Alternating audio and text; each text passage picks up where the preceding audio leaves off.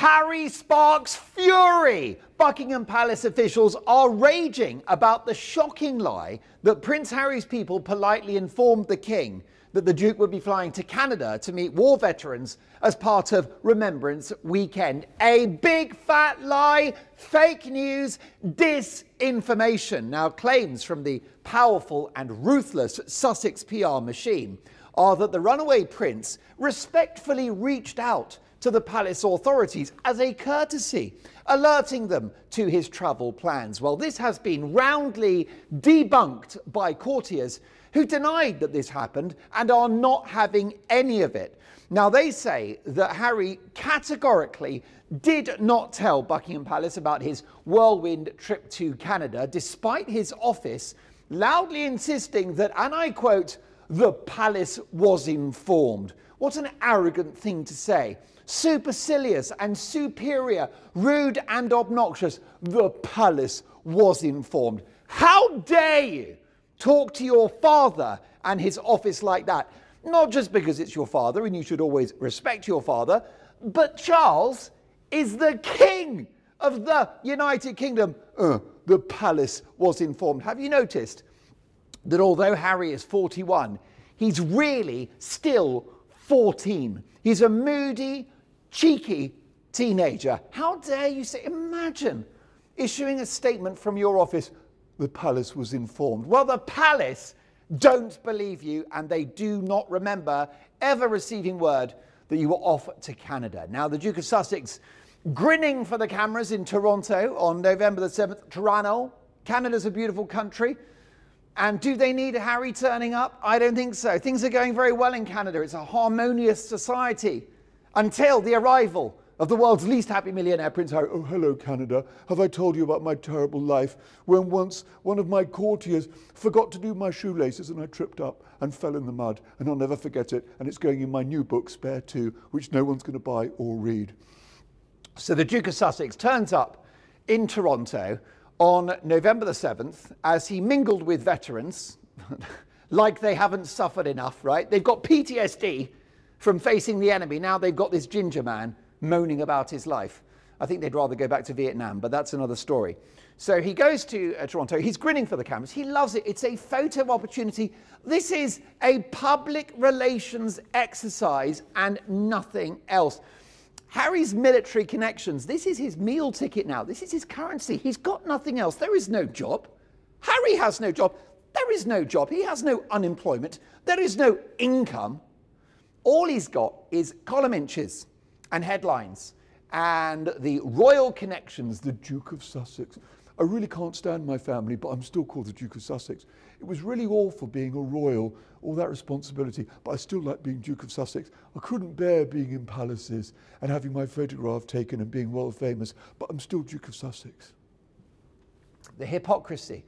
Harry and Meghan, Duke and Duchess of double standards. Duce e Duchessa e la doppio standardes. In any language, it's the same. I must not fall through this window because I will tell you that I'm in London Bridge at the world headquarters of News UK, which is an outstanding media company. And I just hope, though, that they've got outstanding architects because I'm just in front of this glass window. What's great is that you're going to keep watching because of the jeopardy. You're going to have to watch. It's like, what's happened to Mark Dolan?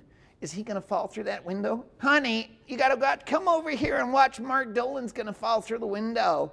It'll be terrible, but in some ways, what a way to go. And the numbers will be great. It'll be a viral video. Right, I will be careful.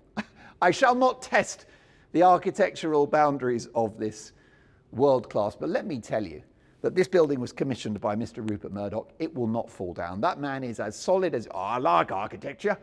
I've built a lot of buildings in my life. I've invested in newspaper brands, radio stations, television networks, and everything I do is of the highest quality, especially the windows, which are robust. Right, we've got to get on with this. Now, Harry, grinning for the cameras in Toronto, mingling with the veterans, and he's briefed the media that the royal household had been notified as a courtesy. What does Harry know about courtesy?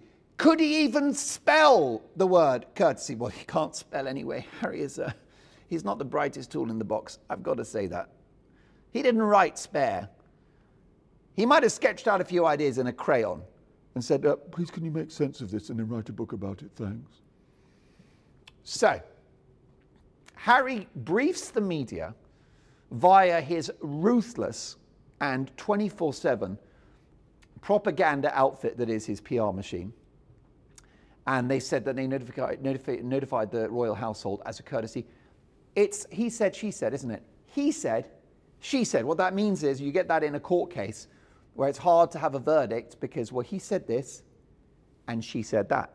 And in the end, the jury or the judge in a long grey wig must decide the truth. So what I'm going to let you do in the comments, tell me who you believe.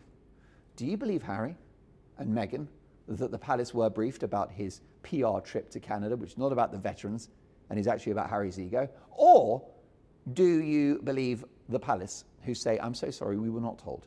We were not remotely informed. And if we were, why would we lie and say we weren't? Because they wouldn't do that. They are Buckingham Palace. They are the administrational infrastructure of the greatest family on planet Earth. Certainly the most famous family and the most revered and all that history. Why would they play these games? They're not going to play these games. Buckingham Palace, which is just over there, behind St. Paul's somewhere, they're not going to play games. They have a venerated historic institution to manage. They don't need to lie about these things. They don't have to do any of that stuff. And the king doesn't have to do that because he's called the king. So when you're the king, you don't need all of this politics and intrigue because you're just the king. You've won. In the game of life, you have won because you are king. Okay? And Charles will be like, I definitely won, you know. Camilla, I agree with Mark Dolan on the Mark Dolan show. I've definitely won. And she's like, really, Charles? Really? Are you sure about that? How do you know you've won? Well, Camilla, the crown. Look at the crown. Priceless. And clues in the name. King. I'm literally the king. That means you've won. There's no better than king. You've got sir, you've got knights of the realm, you've got lord and duke, but king wins. That's true. That's true, Charles. Yeah, that's true. Right. I've got to be careful because Queen Camilla is turning into Prince Andrew. Oh, I got so many girlfriends, honestly, and now I'm going to live in Sandringham and my brother's paying for it. Oh, right. So let me know in the comments, who do you believe? Do you believe a miserable, spoiled, grumpy, ginger-haired man and his actress wife? Or do you believe Buckingham Palace, the most famous building in the United Kingdom, which upholds thousands of years of British tradition? Anyway, let me know in the comments. I'd be very curious what you've got to say. According to the Times newspaper, now the Times newspaper is literally written and published in this building, I kid you not. And I meet these people from the Times and they are the elite. Did you know that the Times is one of the oldest newspapers in the world? And it's called the British Newspaper of Record. The Times is the newspaper of record in this country, which means that when presidents and prime ministers die, when princes and princesses are born, when stuff happens, it is a matter of public record in the Times newspaper. It's written down in the Times and published there. They've got the classifieds, the birth, deaths and marriages, all that stuff. Anyway, it is the newspaper of record of this country. They don't get much wrong, and occasionally I bump into them into the lunch hall, and in the lunch hall they're very posh, and they go, hello, I'm from the Times. Are you Mr. Dolan? Are you the host of the Mark Dolan Show? We find it most entertaining, and we thoroughly enjoy your truth bombs. You must come and write some columns for us at the Times newspaper, which is the Times newspaper, the newspaper of record of the United Kingdom. And by the way, if you're king, you've won. Clues in the name, you're the king. So, according to someone at the Times, no one and by the way, the Times, they don't make this stuff up. They get their facts right. It is a venerated title. So according to the Times, no one at Buckingham Palace or Kensington Palace has any record whatsoever of the message arriving. So that is Kensington Palace and Buckingham Palace that have no recollection of the message arriving. An insider told the Times newspaper Now, this may surprise you, but although I'm pretty lean these days, a few years back, I was a little on the chunky side. I lost weight the hard way, calorie counting, cutting carbs, hours in the gym, and trust me, it is no fun. And the bad habits creep back in. Well, this time round, to keep the dad bod at bay, I'm using Hypnosio, a revolutionary self-hypnotherapy app that tackles the root causes of weight gain. Instead of obsessing over diet and exercise, which rarely works long term, Hypnosio harnesses the power of your subconscious to permanently change your behavior. Guided sessions on any device help you to break emotional eating, reduce stress, and build a healthier relationship with food. Think of it as a virtual gastric band or a psychological dose of Ozempic without the terrifying needle and without the side effects. So, no calorie counting, no food diaries, no giving up your favorites, and it works.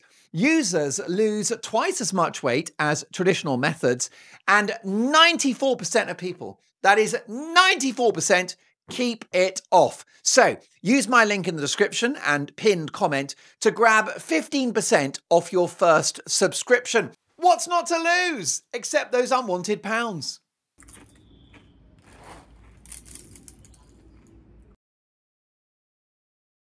An insider told the Times newspaper that staff were left baffled. And I will say, how often on this show have I revealed to you that palace insiders are baffled about Harry and Meghan? Because they are baffling. There's so much baffle going on with the Sussexes. They are baffle-tastic. They are baffle-rich. They are baffly versatile. Baffle. The two of them are mind-bogglingly baffling because I don't think they're well. I think that Meghan has a pathological narcissistic personality disorder. By the way, to be nice, let's be nice to Meghan. My husband, I call him H because that's a humble brag. It means that you kind of say something which sounds humble, but really you're bragging, because when I say H, everyone knows it's Harry, who's Prince Harry, Duke of Sussex. You're welcome. My husband.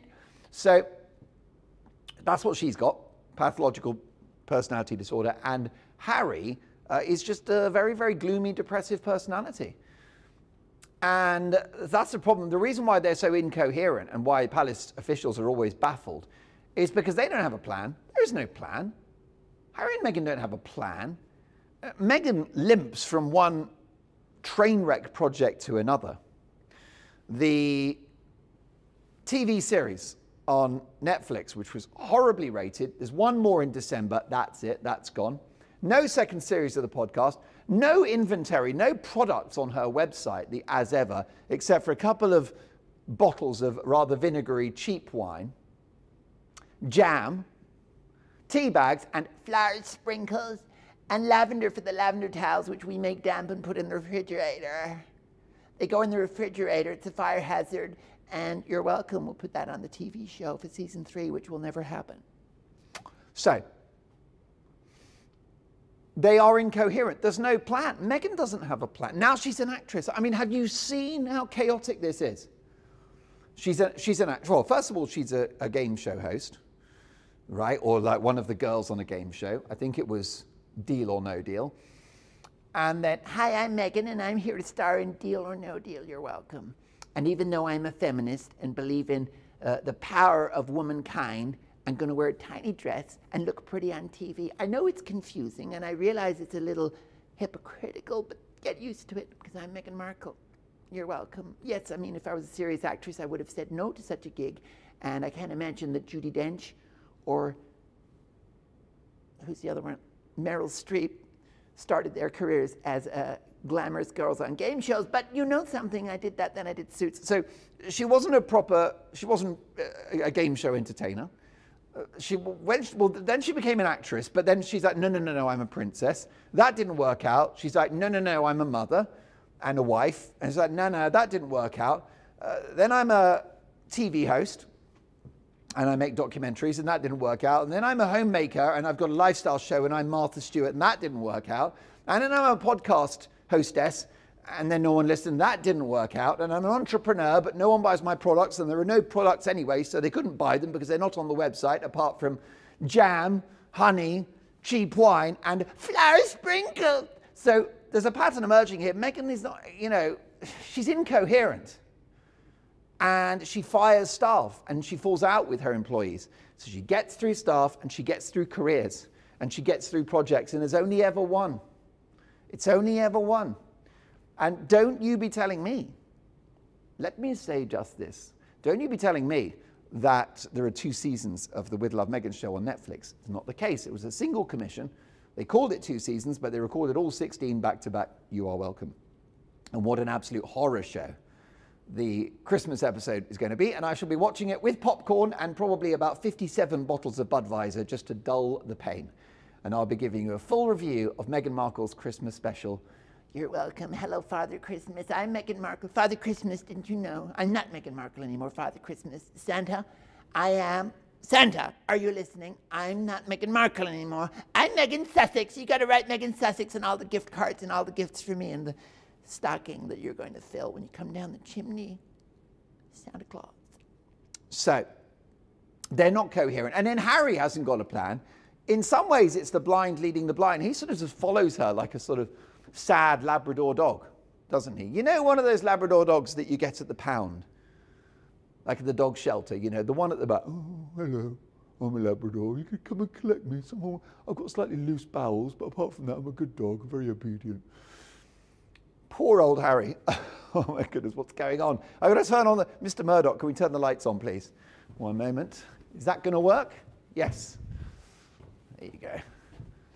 Starting to run out of electricity. Welcome to Broken Britain. Right. And I can't explain. Can you feel the love tonight? The Lion King, by the way, briefly, just 10 seconds. Have you seen The Lion King, the movie, or watched the theatre show? It's very good, isn't it? And the music is by Elton John, and the lyrics are by Tim Rice. And Disney said, Tim Rice said, why don't you get Elton John to do The Lion King? And they went, we'll never get him. And Tim Rice said, let me ask, because we're both cricket fans. And they go to the cricket, and Tim Rice says, Elton, do you want to write The Lion King for Disney? And Elton's like, yeah, sure. And the rest is history. Thank God for cricket. Thank God for Sir Tim Rice, and thank God for Elton John. Hakuna Matata, what a wonderful phrase. Hakuna Matata, ain't no passing craze. It means no worries for the rest of your day. It's our problem-free philosophy. Hakuna Matata, we don't have time. This is the great difficulty that I have with you. You know we're a family. We have a deep connection. We're friends. It's more than friendship, it's love. I'm using the L word. But you chip in with your remarks, you interrupt me, you make song requests. This is not a music show. This is hardcore, aggressive, truth-seeking journalism. And what you're doing, and I love you very much, but you're impeding that with your remarks, your questions, and your silly, needless fripperies. So shall we crack on? Now, let me tell you, let me say just this. What is the best song in The Lion King? I think it's Circle of Life. Right. One insider said staff were left baffled by the claims on the part of the Duke and Duchess that somehow they'd warned the palace about Canada. And do you know something? They should have warned the palace, because Charles and Camilla and William and Catherine are getting ready for Remembrance Weekend to acknowledge the veterans. And they need to choreograph the whole thing, because the Buckingham Palace authorities are experienced, they're professional, they're all about the optics, everything has to run very smoothly. And as a courtesy, Harry should be reaching out to the palace and saying, just to let you know, I'll be flying to Canada in early November to meet veterans. These are the dates. And by the way, I hope that's appropriate, and please let me know if my decision to travel at this time is in any way perturbing to the king, and I shall alter my travel plans. That is how you build a relationship. And Charles is like, wow, you know, can't argue with that. You alter his travel plans. Camilla, he's become very polite. But that's not what he did. He didn't show the courtesy. According to the Times newspaper and royal insiders at the palace, And it tells you everything you should know. And it's very, very self-destructive because Harry's trying to rebuild with Charles. We know that. And we have the Clarence House summit. He was given a second chance. And what does he do? He runs to Ukraine for a photo op and gives a tell-all interview with the Guardian newspaper, which is a newspaper, folks, that wishes to dismantle and shut down the monarchy. They are a Republican newspaper who want to end the monarchy, and he gives them a clickbaity tell-all interview with lots of details about the Clarence House summit to the Guardian, who are, if you're a royal, the enemy. The enemy. And why does he do it? Well, because the Guardian are the only newspaper that won't be honest about Prince Harry. And they are really the in-house newsletter of the Sussexes, and it's chilling to see that. But just to recap, Harry doesn't have a plan in his life. He hasn't got a job. The charities are like falling apart. And Meghan, he's following Meghan, but she doesn't have a plan either. She's limping from one failed project to another.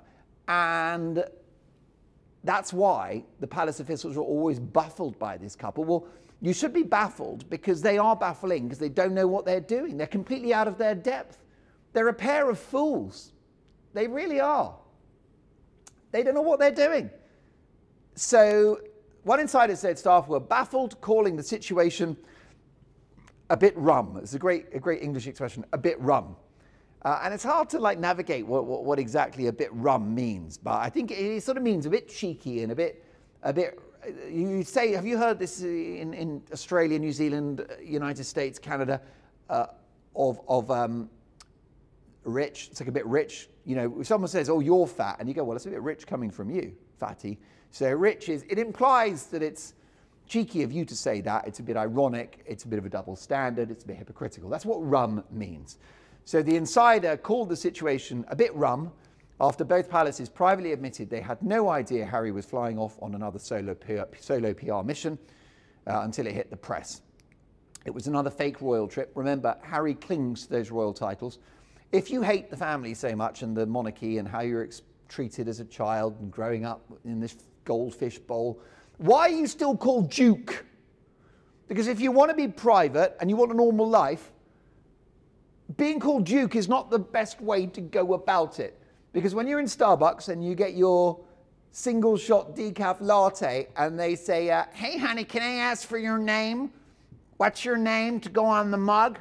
I say, "Oh yes, it's Duke," right? That's going to raise eyebrows.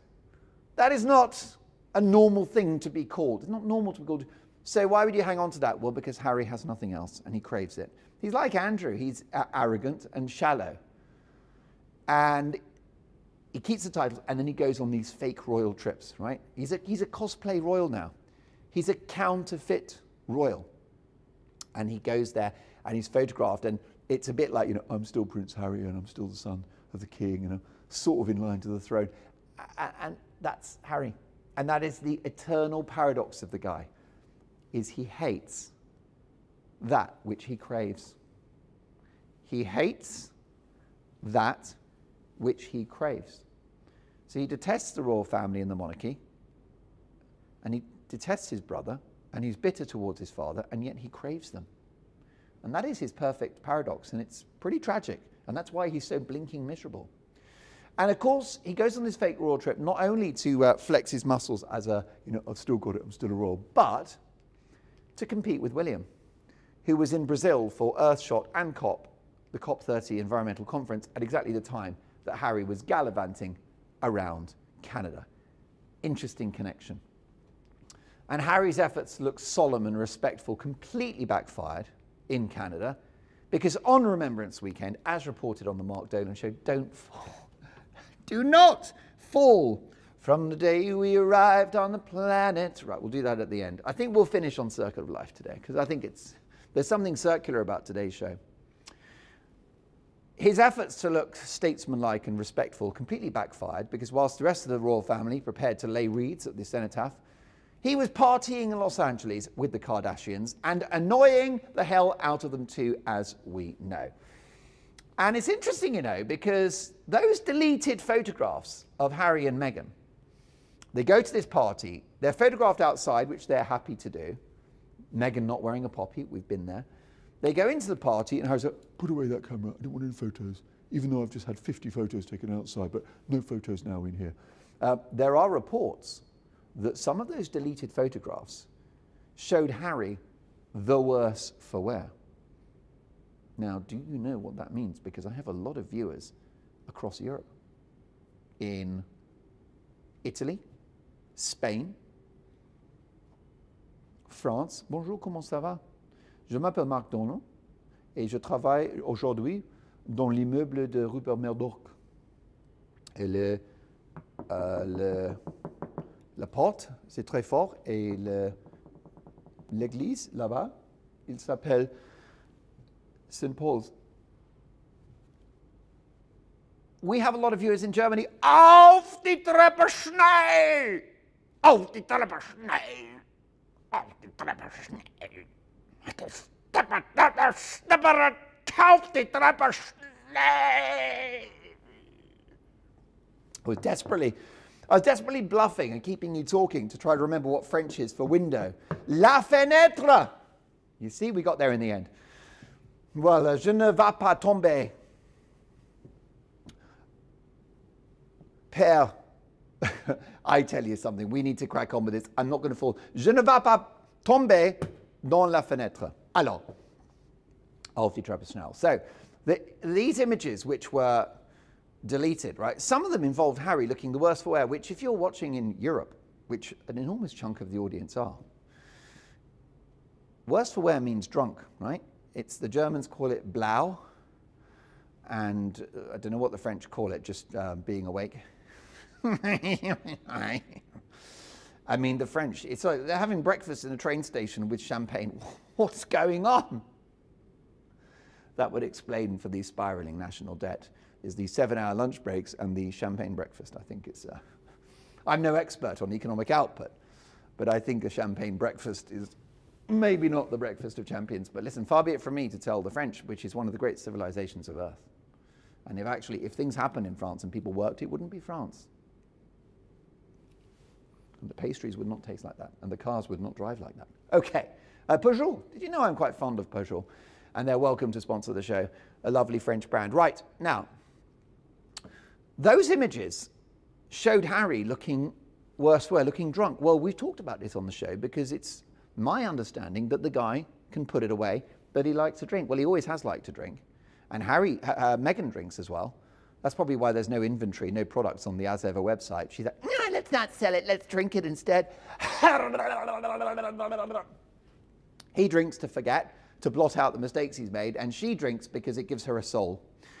Now, the images were hurriedly deleted from social media. We covered it a lot on the show. We won't go over old ground. The Kardashians, we talked about it, are deeply upset. And this is actually developed now because we're hearing a family friend of the Kardashians exclusively told the Page 6 website, which is an excellent news website, a family friend of the Kardashians exclusively told Page 6 that the famous brood, the family, is incredibly annoyed with the Sussex camp for, and I quote, overshadowing what was intended to be a celebration of Kris Jenner.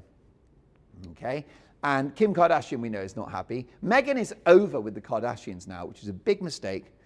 And the quote to Page 6 about Kim is that Kim was like, well, you've already been papped, which means had your photograph taken by the press outside, and you were at the Baby 2 Baby event the same night being photographed alongside Meghan Trainor and Paris Hilton. So what is the problem? And then this devastating quote, Kim is P-I-S-S-E-D off, right? She's peed off. And it's pretty concerning. So that's the bottom line. I've said it before, I'll say it again. These two are a pair of wrecking balls. I will say the Sussex PR machine has also tried to deal with the fallout from not wearing a poppy and the deleted photos. And People magazine, which is very close to the Sussexes, have been told, oh, they don't want to annoy the royal family while they're trying to reconcile. That's why apparently the photos were deleted inside the party, but then there were photos outside the party. Another barefaced lie. Does anyone believe it? Of course they don't. Now, before we go, a couple of things to tell you which are quite shocking. On November the 12th, the Australian astrologer Angela Pearl revealed a new photograph taken with the Duke and Duchess of Sussex during their recent trip to New York, along with a personal note from the couple that hints that they may be planning a return visit to Australia. Now, such a trip would be significant for Harry and Meghan. The pair have not set foot in Australia since stepping down as working royals in 2020 and relocating to California. Their first tour of Australia and New Zealand in 2018 drew huge crowds because that's when they were popular, because we didn't know them very well at that point. We certainly didn't know Meghan. It all changed after that. But the bottom line is, it's quite interesting, isn't it, that they've gone, or they've written to this lady and they said, we're going to come back to Australia. And what that demonstrates is, for the next few years, you're going to have a lot of these pretend royal visits as the couple, pair of grifters that they are, desperately try to boost their aristocratic credentials. That's going to be their focus now, with a hideous piece of news for the great, great people of Australia, that Harry and Meghan are going to go and spoil that perfect country by turning up and making everyone miserable, as Harry did when he went to Canada. It's quite shocking, isn't it? The cynicism. And what's also interesting about that letter that this astrologer shared with the world from Harry and Meghan is that it's got all of these royal monograms on it. So you've got H&M sort of knitted together in a creepy logo with a crown on top. Can you believe it? What are they like? So the lettering, we know that Meghan's got a bag which is branded DS, which means Duchess of Sussex. Didn't you know that didn't you know, not Meghan Markle anymore, I'm Meghan Sussex. So they're going to go to Australia, and it's going to be a lot of the time. I think next year I predict that the couple will ramp up those fake royal tours, because the Meghan well is running dry now, and Harry is a busted flush. He's over, right? It's done. It's over. It's over. It really is. And they're off to Australia. So all I want to say, I've got so many viewers and listeners in Australia and New Zealand, and can I apologize in advance for Harry and Meghan's visit, because it's the last thing that the Antipodes need, is a visit from the Duke and Duchess of double standards. There's only one positive to Harry and Meghan's trip to Australia, which is that Meghan may run in to Rupert Murdoch. And I say that because he's one of the greatest living Australians. He's a billionaire. He's a media genius. He's employed thousands of people and has supported journalism his whole life. Right? He's a total icon. Broadcasting, print media, radio, online, everything. Right? So, and a lovely family. So that's fine. She might meet him, because he lives in the United States now. He spends time in London, and he's bound to spend time in Sydney, I would have thought. I've got no doubt that Mr. Murdoch visits Australia on a regular basis. It's his country of birth, and he's a loyal man. And if he runs into Meghan, then this would be wedding bells. Because I've said, and in all seriousness, this is true, right? We have a bit of fun with Murdoch, but I will tell you, let me say just this, that when Meghan and Harry divorced, the Mark Dolan show is the first show in the world to place Harry and Meghan on 24/7 Divorce Watch. When they divorce, she'll be looking for a billionaire, right? It doesn't matter what he looks like. It doesn't matter how old he is and how wrinkled. She's looking for a billionaire, because she's got the fame, she's got the Duchess title, she's got power and influence and a social media footprint, and she's got 2 kids. She's got a life in America, but what she doesn't have, the one thing Meghan hasn't got, what is it? She hasn't got money. Meghan hasn't got a bean.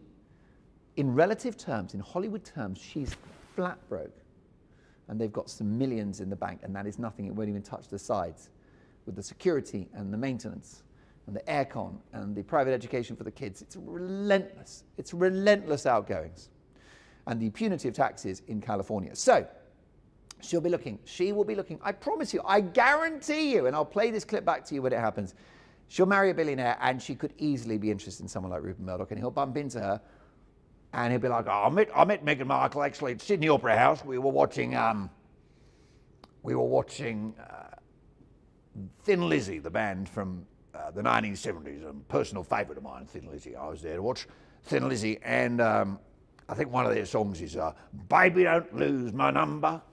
It's the only thing I've got. Baby, don't lose my number. I had no idea that Rupert Murdoch was such a good singer. So I'm at a Thin Lizzy concert, and I bump into Meghan Markle. And I'm having a bit of trouble with the current Mrs. Murdoch, because, we've been together for a couple of years now, and it's quite a long time for me to be married to someone. So I'm going to divorce her. We've done a prenup, and she'll get a 77 million Australian dollars, which is like small change for me. That's like a morning's work, I'll be honest with you. I'll sell a couple of newspapers in like Australia, and I'm good to go. And I met Meghan, and I was very impressed with her. And I'm considering marrying her because she's very impressive. Do you know what I liked about Meghan Markle? I like her digestive system. Because I will be honest with you, if you're looking, and I'd say this to any of the guys watching, Rupert Murdoch, I've lived a life, I'm in my 90s now. And I will tell you, I've made a lot of investments, and most of them very successful. And what you're looking for in a partner, in a lady, you're looking for brains, ambition, good looks. Oh, bloody hell, the lights have gone again. We'll keep it like this now. We'll keep it atmospheric. You're looking for brains, good looks, charm, intelligence, fertility. Fertility is important. And a robust digestive system. And I was impressed by Meghan Markle's stomach acid. I thought the PA of her stomach acid, pH. I thought the pH, get it right. I thought that the pH was just the right side of alkaline. Because I'm looking, with the stomach acids, I'm looking for a little bit of alkaline, a little bit of acid. I'm looking for the right pH. I was also impressed by her bile duct, her esophagus, and let me just say her bowels are world class, okay? Her waste disposal infrastructure is a thing of beauty and worthy of investment. And let me tell you that if there were shares in Meghan Markle's bowels, then it's buy all day long. It's actually, I can't lie, as I've descended into Mr. Murdoch, it has got darker and darker in here, which tells me that it's time to wrap things up. Please like and subscribe if you're able to, and hit the notification bell. I want everyone subscribed because then you've got a seat at the table. You're in the boardroom and you've got voting shares. And I cannot wait to see you for tomorrow.